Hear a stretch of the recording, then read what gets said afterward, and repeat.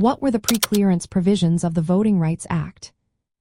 Have you ever wondered how the United States tried to ensure fair voting practices after the American Civil War?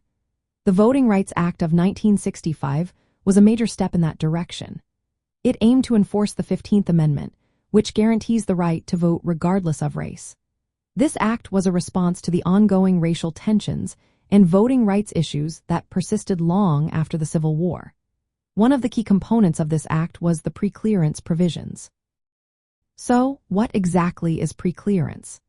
It is a process that required certain jurisdictions with a history of racial discrimination in voting to get federal approval before making any changes to their voting laws or practices. This meant that any new voting rules or district boundaries had to be reviewed to ensure they did not discriminate against racial minorities. Section 5 of the Voting Rights Act was crucial for this process. It mandated that jurisdictions covered by this act submit all proposed changes to the U.S. Department of Justice or the U.S. District Court for the District of Columbia for review. The goal was to determine if these changes would have a discriminatory effect on racial minorities.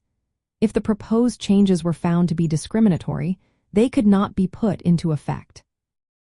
Now, how did jurisdictions get identified for this preclearance requirement? That is where Section 4(b) comes into play. This section included a coverage formula that determined which jurisdictions were subject to preclearance. Typically, it included states or localities that had used literacy tests or other methods to restrict voting rights in the past. It also focused on areas where voter turnout among racial minorities was low. This formula was updated periodically to reflect changes in voting practices and demographics. The practical applications of these preclearance provisions were significant. They effectively blocked many racially discriminatory election rules and voting district changes. Before the Supreme Court decision in Shelby County v. Holder in 2013, many jurisdictions had to preclear changes to ensure they did not disadvantage racial minorities. This helped maintain fairness in voting processes across the nation. However, the Shelby County decision changed things.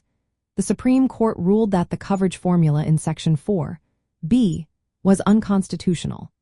This ruling effectively removed the preclearance requirement for many jurisdictions that had previously been covered under Section 5, unless they were under a separate court order. While this did not invalidate Section 5 itself, it greatly reduced the number of jurisdictions that needed to preclear voting changes. Interestingly, the Voting Rights Act also includes a bail-in provision under Section 3(c). This allows courts to requiring jurisdictions not covered by the Section 4(b) formula to undergo preclearance if they are found to have engaged in intentional racial discrimination in voting practices. This provision remains in effect and can help hold jurisdictions accountable for any discriminatory actions. In the context of the American Civil War, the preclearance provisions of the Voting Rights Act representing a significant effort to address the racial tensions and voting rights issues that continued long after the war. These provisions were designed to protect the voting rights of racial minorities and ensure that the legacy of discrimination was not carried on through voting laws and practices.